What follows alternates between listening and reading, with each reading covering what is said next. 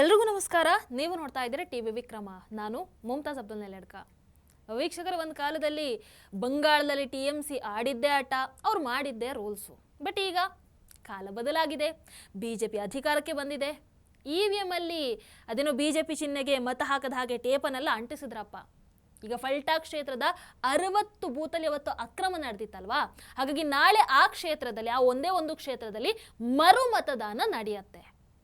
ಈ ಕ್ಷೇತ್ರದ TMC ಅಭ್ಯರ್ಥಿ ಯಾರು ಅಂತ ನೋಡಿದ್ರೆ ಜಹಾಂಗೀರ್ ಖಾನ್.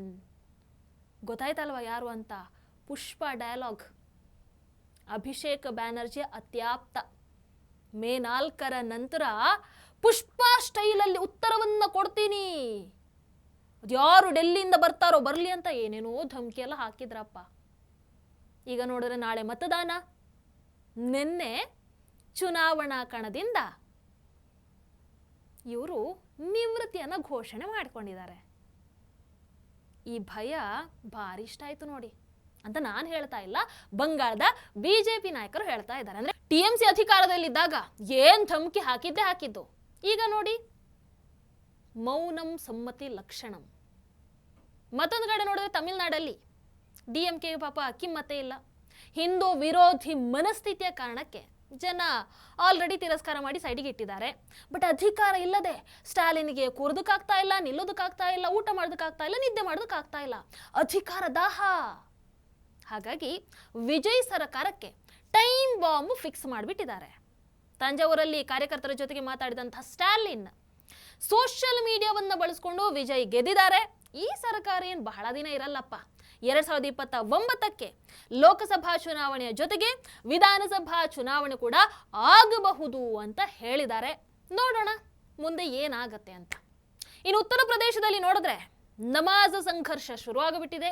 ಯೋಗಿ ಆದಿತ್ಯನಾಥ್ ಜಿ ಒಂದು ಹೇಳಿಕೆಯನ್ನು ಕೊಟ್ಟಿದ್ದು ಭಾರೀ ಚರ್ಚೆ ಆಗ್ತಾ ಇದೆ.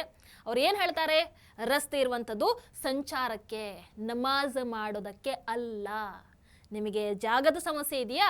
ಇದ್ರೆ ಶಿಫ್ಟ್ ಪ್ರಕಾರ ನಮಾಜ್ ಮಾಡಿ, ಇಲ್ವಾ ನಿಮ್ಮ ಜನಸಂಖ್ಯೆಯನ್ನ ಕಡಿಮೆ ಮಾಡ್ಕೊಳ್ಳಿ ಅಂತ ಹೇಳಿದ್ದಾರೆ. लोग मुझसे पूछते हैं, साहब आपके यहाँ यूपी में क्या सड़कों पे सचमुच नमाज नहीं होती? मैं कहता हूं कतई नहीं होती है, आप जाके देख लो, नहीं होती है। अरे सड़कें चलने के लिए है या कोई भी व्यक्ति आकर के चौराहे पे आके तमाशा बना देगा? क्या अधिकार है उसको सड़क रोकने का? आवागमन बाधित करने का कौन सा अधिकार है? जहां उसका स्थल होगा वहां जाके करें। उन लोगों ने मुझसे कहा साहब कैसे होगा, हमारी संख्या ज्यादा है। हमने कहा शिफ्ट में कर लो, तुम्हारे घर में रहने की जगह नहीं है तो भाई संख्या नियंत्रित कर लो, और नहीं है सामर्थ्य क्यों बेकार आगे संख्या बढ़ाई जा रहे हैं।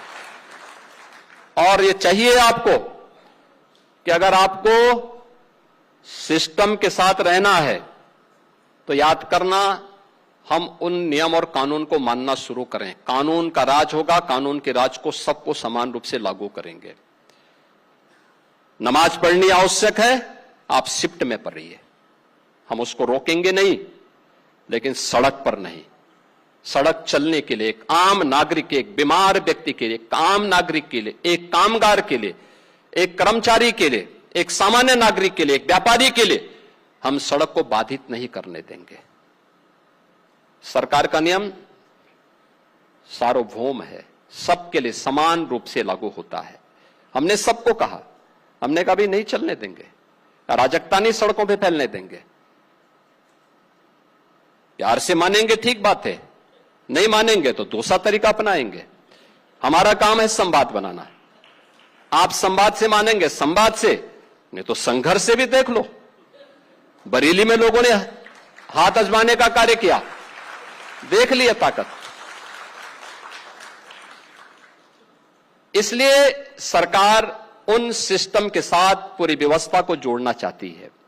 ಮುಸ್ಲಿಂ ನಾಯಕರಲ್ಲಿ ಈಗ ಸಿಟ್ಟಿಗೆ ಎದ್ದು ಏನು ರಸ್ತೆಯಲ್ಲಿ ಜಾತ್ರೆ ನಡೆಯಲ್ವಾ ಹಾಗೆ ಹೀಗೆ ಅಂತೆಲ್ಲ ಪ್ರಶ್ನೆಯನ್ನ ಮಾಡ್ತಾ ಇದ್ದಾರೆ.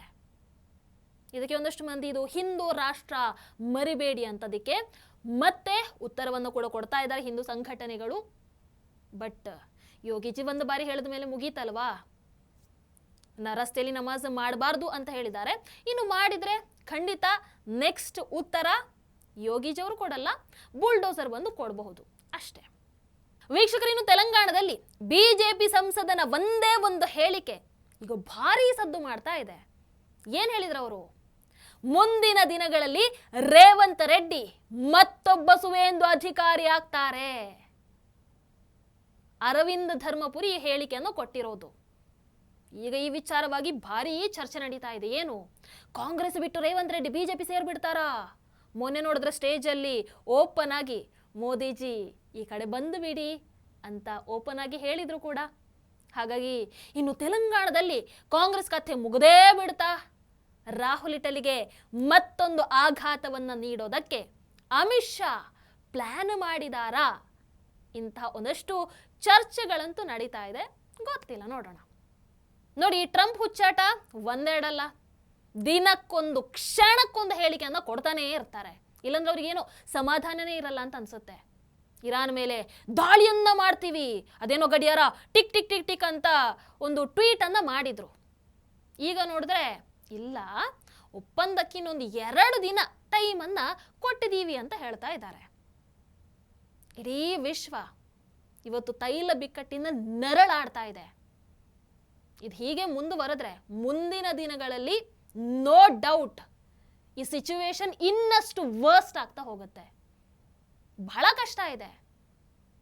ಇದರ ಮಧ್ಯದಲ್ಲಿ ನೋಡಿದ್ರೆ ಖಮೇನಿ ಹತ್ಯೆ ಪ್ರತೀಕಾರಕ್ಕೆ ಇರಾನ್ ಮತ್ತೆ ಸಿದ್ಧವಾಗಿ ನಿಂತಿರೋ ಹಾಗೆ ಕಾಣಿಸ್ತಾ ಇದೆ. ಟ್ರಂಪ್ ಹಾಗೆ ಬೆಂಜಮಿನ್ ನೆತನ್ಯಾಹು ಅವರನ್ನ ಕೊಂದ್ರೆ 500 ಕೋಟಿ ಬಹುಮಾನವನ್ನು ಕೊಡ್ತೀವಿ ಅಂತ ಘೋಷಣೆಯನ್ನ ಮಾಡ್ತಾ ಇದ್ದಾರೆ. ಇವ್ರುಗಳ ಈ ಒಂದು ಆಟದಲ್ಲಿ ಇವತ್ತು ಇಡೀ ವಿಶ್ವ ನೆರಳಾಡ್ತಾ ಇದೆ. ಮಾತ್ರ ಇನ್ನು ಇದು ಎಷ್ಟು ದಿನ ಕಂಟಿನ್ಯೂ ಆಗುತ್ತೆ ಅನ್ನುವಂಥದ್ದು ಐಡಿಯಾ ಇಲ್ಲ. ವೀಕ್ಷಕರನ್ನ ಇವರು ಅಖಂಡ ಶ್ರೀನಿವಾಸ ಮೂರ್ತಿ 2018ರಲ್ಲಿ ಪುಲಕೇಶಿ ನಗರ ಕ್ಷೇತ್ರದಲ್ಲಿ ದಾಖಲೆ ಅಂತರದಲ್ಲಿ ಕಾಂಗ್ರೆಸ್ ಇಂದ ಗೆದ್ದಿದ್ರು. ಬಟ್ 2020ರಲ್ಲಿ ನಿಮಗೆ ನೆನಪಿರಬಹುದು, ಡಿಜೆ ಹಳ್ಳಿ ಗಲಭೆ ನಡೆಯುತ್ತೆ. ಆ ಸಂದರ್ಭದಲ್ಲಿ ಒಂದಷ್ಟು ಮುಸ್ಲಿಂ ಪುಂಡರು ಇವರ ಮನೆಯನ್ನೇ ಸುಟ್ಟು ಹಾಕ್ತಾರೆ. ಇಲ್ಲಿ ಕಾಂಗ್ರೆಸ್ ಎಂತಹ ದಲಿತ ವಿರೋಧಿ ಅಂತಂದ್ರೆ ಮುಸಲ್ಮಾನರನ್ನ ಓಲೈಕೆ ಮಾಡೋ ಸಲುವಾಗಿ, ಮುಸಲ್ಮಾನರು ಸಿಟ್ಟಾಗಬಾರ್ದಲ್ವಾ, ಇವ್ರ ಮೇಲೆ ಬೇಜಾರು ಮಾಡ್ಕೊಳ್ಬಾರ್ದಲ್ವಾ, ಅದಕ್ಕೆ ನೆಕ್ಸ್ಟ್ ಇವರಿಗೆ ಟಿಕೆಟೇ ಕೊಡಲಿಲ್ಲ. 2023ರಲ್ಲಿ BSP ಇಂದ ಸ್ಪರ್ಧೆ ಮಾಡ್ತಾರೆ, ಸೋಲ್ತಾರೆ. ಈಗ ಮತ್ತೆ JDS ಸೇರ್ಪಡೆಗೆ ವೇದಿಕೆಗಳು ಸಿದ್ಧ ಆಗ್ತಾ ಇದೆ. 2028ಕ್ಕೆ ಪುಲಕೇಶಿ ನಗರ ಇಲ್ಲ ಅಂದ್ರೆ ನೆಲಮಂಗಲದಿಂದ ಸ್ಪರ್ಧೆ ಮಾಡುವಂತ ಸಾಧ್ಯತೆಗಳು ಇದೆ ಅಂತೆ. ವೀಕ್ಷಕರ, ಕರ್ನಾಟಕದಲ್ಲಿ ಕಾಂಗ್ರೆಸ್ ಸರ್ಕಾರ ರಚನೆಯಾಗಿ ನೆನ್ನೆಗೆ 3 ವರ್ಷ ಆಯಿತು. ತುಮಕೂರಲ್ಲಿ ಸಾಧನಾ ಸಮಾವೇಶ ಎಲ್ಲ ಮಾಡಿ ಶಕ್ತಿ ಪ್ರದರ್ಶನವನ್ನು ನಡೆಸಿದ್ರು. ಮೋದಿಜಿ ಸರ್ಕಾರಕ್ಕೆ ಬೈಯೋದೇ ಈ ವೇದಿಕೆ ಅಜೆಂಡಾ. CM ಕುರ್ಚಿ ಉಳಿಸ್ಕೊಳ್ಳೋದಕ್ಕೆ ನಡೆದಂತಹ ಸಮಾವೇಶ ಇದು. ಇನ್ನು ಮತ್ತೆ ಯಾವ ಸಾಧನೆಗೆ ಇವರು ಸಮಾವೇಶವನ್ನ ಮಾಡ್ತಾರೆ ಅಂತ ಈಗ BJP ಪ್ರಶ್ನೆಯನ್ನ ಮಾಡಿದೆ. ನೀವೊಂದು ಬಾರಿ ಅವರು ಅಲ್ಲಿ CM DCM ಏನು ಮಾತಾಡಿದ್ದಾರೆ ಅನ್ನುವಂಥದ್ದನ್ನ ನೋಡ್ಕೊಂಡು ಬನ್ನಿ. ನಿಮ್ಮ ಪ್ರಧಾನಮಂತ್ರಿಗಳು ಯಾಕೆ ಹೇಳ್ತಾ ಇದ್ದಾರೆ ಪೆಟ್ರೋಲ್ ಕಡಿಮೆ ಉಪಯೋಗಿಸಿ, ಅಡುಗೆ ಎಣ್ಣೆ ಕಡಿಮೆ ಉಪಯೋಗಿಸಿ, ಎಲ್ಲ ಕಡಿಮೆ ಮಾಡಿ, ಎಲ್ಲ ಮೆಟ್ರೋಲ್ ಓಡಾಡಿ, ಬಸ್ಸಲ್ಲಿ ಓಡಾಡಿ, ಕಾರ್ ಬಳಸಬೇಡಿ, ಚಿನ್ನ ತಗೋಬೇಡಿ, ನಿಮ್ಮ ಮಾಂಗಲ್ಯ ಚಿನ್ನನ ತೆಗೆದಾಕ್ಬಿಟ್ಟು ಚಿನ್ನನೂ ಬೇಡ, ಅರ್ಶಿನ ಕೊಂಬು ಕಟ್ಕೊಳ್ಳಿ ಅಂತ ಹೇಳ್ತಾ ಇದ್ದಾರೆ. ನಿಮ್ಮ ಶ್ರಮ, ನಿಮ್ಮ ಬದುಕು, ನಿಮ್ಮ ಕಷ್ಟ, ನಿಮ್ಮ ಜೀವನ ಇರೋದೊಂದು ಜೀವನ. ಆ ಜೀವನದಲ್ಲಿ ನಿಮ್ಮ ಬೆವರಿಗೆ, ನಿಮ್ಮ ಬೆವರಿನ ಬದುಕಿಗೆ, ಬೆವರು ನಿಮ್ಮ ಶ್ರಮದಿಂದ ಬಂದಂತ ಬೆವರು, ಯಾರು ಕೊಟ್ಟಂತ ಬೆವರಲ್ಲ ಅದು.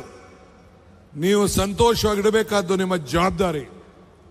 ಹೇಳಬೇಕು ಪ್ರಧಾನಮಂತ್ರಿಗಳು, ಈ ದೇಶ ಯಾಕೆ ಇಂಥ ಪರಿಸ್ಥಿತಿಗೆ ಬಂತು? ಡಾಲರ್ ಬೆಲೆ 96 ರೂಪಾಯಿ ಆಗೋಗಿದೆ. ಪೆಟ್ರೋಲ್ ಬೆಲೆ ಇವತ್ತು ಕೂಡ 1 ರೂಪಾಯಿ ಜಾಸ್ತಿಯನ್ನು ಇವತ್ತು ಕೂಡ ಮಾಡಿದ್ದಾರೆ. ಇವತ್ತು ನಾನು ತಮ್ಗೆ ಹೇಳೋದು, BJP ನಾಯಕರುಗಳು ಯಾಕೆ ಮಾತಾಡ್ತಾ ಇಲ್ಲ? ಸಂಸತ್ ಸದಸ್ಯರು ಯಾಕೆ ಹೇಳ್ತಾ ಇಲ್ಲ? ಅಶೋಕ್ ಆಗಲಿ, ವಿಜೇಂದ್ರ ಆಗಲಿ ಯಾಕೆ ಇದ್ರ ಬಗ್ಗೆ ಚರ್ಚೆ ಮಾಡ್ತಾ ಇಲ್ಲ? ಜನರ ಹೊಟ್ಟೆಪಾಡಿಗೆ ಏನು ನಿಮ್ಮ ಉತ್ತರ ಅನ್ನೋದನ್ನ ಈ ಸಂದರ್ಭದಲ್ಲಿ ಹೇಳಬೇಕು. ಇವತ್ತು ಏನಾದರೂ ದೇಶದಲ್ಲಿ ಬೆಲೆ ಏರಿಕೆ ಆಗಿದ್ರೆ ಇದಕ್ಕೆ ನೇರವಾಗಿ ಕಾರಣ ನರೇಂದ್ರ ಮೋದಿಯವರು ಅಂತಕ್ಕಂಥದ್ದನ್ನ ತಿಳ್ಕೋಬೇಕಾಗ್ತದೆ. ಹಾಗಾದ್ರೆ ಇವ್ರ ಕಾಲದಲ್ಲಿ ಯಾರು ಲಾಭವನ್ನು ಪಡ್ಕೊಂಡ್ರು ಅಂತಂತಂದ್ರೆ ಅದಾನಿ ಮತ್ತು ಅಂಬಾನಿ. ಕೊನೆಯದಾಗಿ ಆ ಒಂದು ಸಮಾವೇಶದಲ್ಲಿ ಜಮೀರ್ ಅಹ್ಮದ್ ಖಾನ್ ಅವರ ಭಾಷಣದೊಂದು ಸಣ್ಣ ತುಣುಕನ್ನ ಹಾಕ್ತೀನಿ ನೋಡಿ. ಇಂತಹ ಒಂದು ಕನ್ನಡ ನನಗೂ ಗೊತ್ತಿರಲಿಲ್ಲ, ಜಮೀರ್ ಅಹ್ಮದ್ ಖಾನ್ ಅವರಿಂದಾನೇ ಗೊತ್ತಾಗಿತ್ತು. ನೀವು ಒಂದು ಬಾರಿ ನೋಡಿ. ಶಿವಾನಂದ್ ಪಾಟೀಲ್ ಅವರೇ, ನನ್ನ ಅಕ್ಕ ಆದಂತ, ನಮ್ಮ ಪಕ್ಷದ ಮುಖಂಡಿ ಆದಂತ, ಸಚಿವ ಆದಂತ ಲಕ್ಷ್ಮೀ ಹೆಬ್ಬಾಳ್ಕರ್ ಅವರೇ, ಇನ್ನೊಬ್ರು ಆತ್ಮೀಯರು ನಮ್ಮ ಪಕ್ಷದ ಮುಖಂಡರಾದಂತ ಸಚಿವರಾದಂತ ಎನ್.ಎಸ್. ಬೋಸರಾಜ್ ಅವರೇ. ಇದಾಗಿತ್ತು ಇವತ್ತಿನ ವಿಶೇಷ ಕಾರ್ಯಕ್ರಮ. ನೋಡ್ತಾ ಇರಿ ಟಿವಿ ವಿಕ್ರಮ. ನಮಸ್ಕಾರ. ಟಿವಿ ವಿಕ್ರಮ, ದೇಶ ನಿಮ್ಮ ಕೈಯಲ್ಲಿ. ಈ ಕಾರ್ಯಕ್ರಮ ನಿಮಗೆ ಇಷ್ಟ ಆಗಿದ್ದಲ್ಲಿ ಲೈಕ್, ಶೇರ್ ಹಾಗೂ ಕಮೆಂಟ್ ಮಾಡಿ. ಟಿವಿ ವಿಕ್ರಮದ ಕಾರ್ಯಕ್ರಮಗಳನ್ನು ನಿರಂತರವಾಗಿ ವೀಕ್ಷಿಸಲು ಸಬ್ಸ್ಕ್ರೈಬ್ ಮಾಡಿ, ಬೆಲ್ ಐಕನ್ ಒತ್ತಿ.